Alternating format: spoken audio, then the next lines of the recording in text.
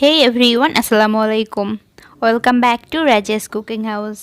আজকে নিয়ে এলাম অত্যন্ত উপকারী ফল বেলের শরবত তৈরির একটি রেসিপি। নতুন অনেকেই আছেন যারা কিনা বেলের শরবত তৈরির প্রপার ওয়েটা জানেন না, তাদের জন্যই আমার আজকের রেসিপি। তৈরি করাও একদমই ইজি। প্রথমেই বেলটা ফাটিয়ে নিতে হবে।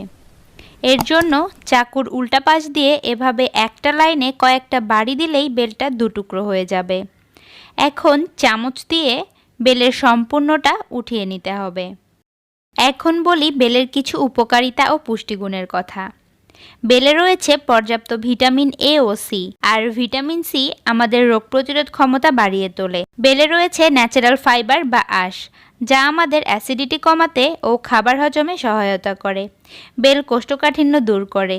বেলের আরও অনেক গুণাগুণ রয়েছে, সব বলতে গেলে ভিডিও অনেক লম্বা হয়ে যাবে। বেল যেমন গুণবতী, তেমনি এই গরমে এক গ্লাস বেলের শরবত এনে দেবে প্রশান্তি। আমি বেলের ভেতরের সম্পূর্ণ অংশটা একটি বাটিতে নিয়ে প্রথমে একটু চটকে নিয়েছি। এরপর অল্প অল্প পানি দিয়ে খুব ভালোভাবে বেলের কাত বের করে নিব। আর এর মধ্যে যে আঁশ বা বিচি আছে সেগুলো খুব ভালোভাবে চিপে নিয়ে ফেলে দিতে হবে। আগে ভালোভাবে চটকে নিতে হবে যাতে আঁশের সাথে কাত লেগে না থাকে। এভাবে কয়েকবার বেছে বেছে বিচি ও আঁশগুলো বাদ দিতে হবে। যতটুকু সম্ভব হাত দিয়ে আলাদা করার পর আমি এটাকে ছেঁকে নিব। তবে কেউ যদি না চালতে চান তাহলে এভাবেও শুধু আঁশ ও বিচি বাদ দিয়ে শরবত তৈরি করতে পারেন। আমি স্মুথ একটি শরবত তৈরি করব, তাই চেলে নিলাম। এবার এটাতে পানি দিয়ে পছন্দ মতো ঘন বা পাতলা করে নিতে হবে। আমার বেলের কাত অনেকটাই ঘন, তাই কিছুটা পানি দিয়ে একটু পাতলা করে নিলাম। এখন এর মধ্যে দিয়ে দিব স্বাদ মতো চিনি। বেলের মিষ্টি কেমন আর আপনি কেমন মিষ্টি পছন্দ করেন সেটা বুঝে চিনি দিয়ে নিতে হবে। আমি চিনি ছাড়া 1 কাপ শরবত উঠিয়ে নিচ্ছি। চিনি দেওয়ার আগে ভুলে গিয়েছিলাম, তাই সাইড থেকে উঠিয়ে নিলাম।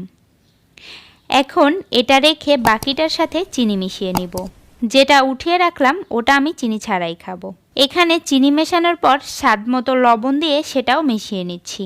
এখন চাইলে এই শরবতের টেস্ট চেঞ্জ করে কয়েকটি স্বাদের শরবত তৈরি করতে পারেন। এর সাথে লেবুর রস ও বিট লবণ দিতে পারেন, তাতেও এক টেস্টের শরবত হবে। আবার দুধ মিক্স করেও খেতে পারেন, যার যেটা পছন্দ। কিন্তু আমি এভাবেই সার্ভ করছি, এই টেস্টটাই আমার কাছে বেশি ভালো লাগে। গ্লাসে আইস কিউব দিয়ে বেলের স্বাস্থ্যকর শরবতটি সার্ভ করে নিয়েছি। আশা করি এই গরমে এই পুষ্টিকর শরবতটি আপনাদের উপকারে আসবে। আপনারা অবশ্যই তৈরি করবেন। আর ভিডিওটি ভালো লাগলে লাইক ও কমেন্ট করতে ভুলবেন না।